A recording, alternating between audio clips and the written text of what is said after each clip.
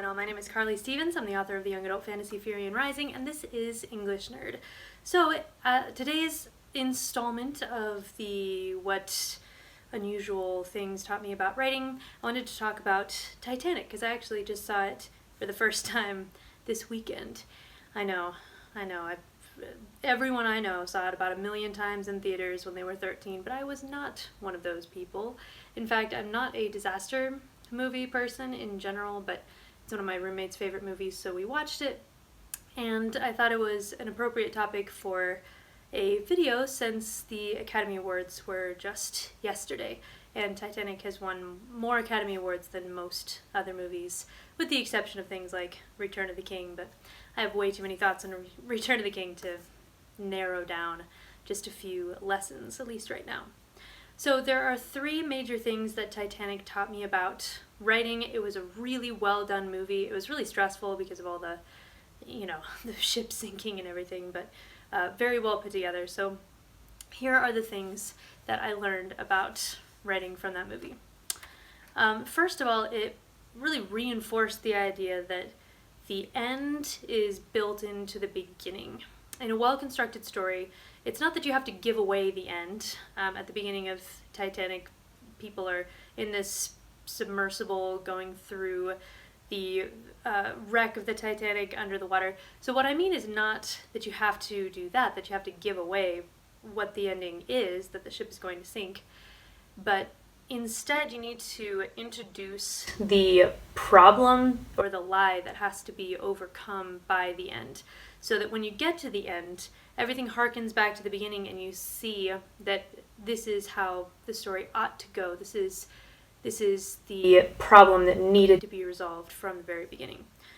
So the first characters that you're introduced to in Titanic are actually not the main characters, but they are people who are searching the wreck for the heart of the ocean, the famous big diamond necklace. And they're vlogging about their experience and kind of teasing each other about taking the Titanic seriously, and it's, let's cut the crap and just get on with our business and not pretend like this is a big deal.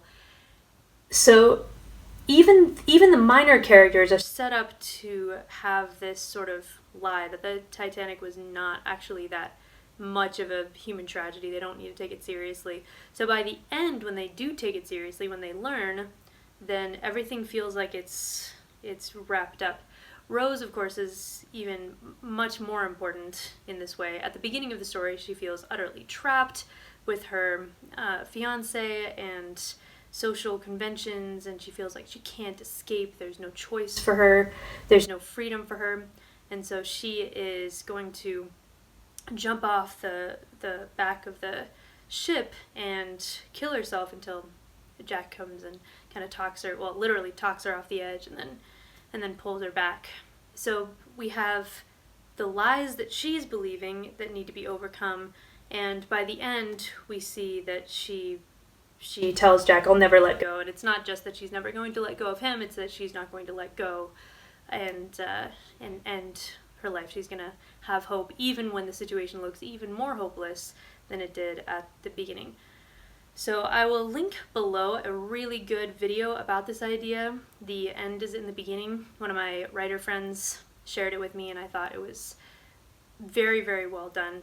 So since I've been thinking so much about endings as I'm writing the final installment of the 10-Unit Academy series, it was eye-opening to see another way that you introduce that problem, that lie, and then how it gets overcome by the end. And it's really satisfying to see, yes, the main character especially overcome these hurdles, but also some of the minor characters as well. So it just feels like everything's clicking into place. The second thing that stood out to me in Titanic was how people react to the same events in such widely different ways.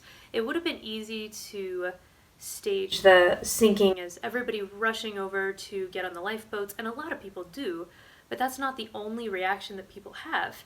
Some people want to go back for their stuff, some people start playing music, some people just jump off the side, some people give up hope, accept responsibility for their role in sinking this ship, and just kind of wait to die. I mean, it was really dark, the whole thing, obviously. It's just a horrifying thought, this ocean liner going down. Whew, it gave me the shivies. But it was important to see that all the characters, not just the main characters, but all the characters were like people, that they had their own agendas, that they had their own view of what was happening, and it wasn't just a one-size-fits-all. It was a huge variety of different ways of dealing with the same major event. You had people who were fighting off others. There's one guy who kills another to prevent him from getting on the lifeboats because he's a man and they're trying to get all the women and children off first. But then the guard realizes how evil his actions have been, and he kills himself. There was another group of people who just are playing music through the whole thing to kind of lift people's spirits and give them hope in a hopeless situation. It was fascinating to see the different kinds of reactions that people can have to the same event. So that's something I think it's important for us to keep in mind as writers. If we're writing something that is significant, a battle, a rebellion, a tragedy, whatever, it's not one size fits all. It's how would this person in this moment react to it, even as a side character or just a background person. I think it adds a lot of depth to consider how a wide variety of people would react. And then the third thing that Titanic taught me about writing was to give people a reason to come back. I remember when I was much younger and the movie was in theaters, Titanic was basically known for being the movie people saw more than once in theaters. You didn't just go and see Titanic and then that was it. People would go 3, 4, 5, 6, 7 times to see this movie. And I didn't understand what the deal was. It's a long film. I mean, I think on the original VHS release there actually are 2 discs or 2 cassettes, because it's about 4 or close to 4 hours. Anyway, it's a fairly long movie. So I realized why people would go back and see it though. They were given a reason to come back. It was not only the cinematography, but it was all the Easter eggs, all the things, all the details that you could find, the echoes of the background characters coming back throughout the story, or just there was a huge tapestry of things going on so you realized that you did not catch everything the first time around. And I think that excellent books, favorite books, are the ones that invite you to come back and experience it again.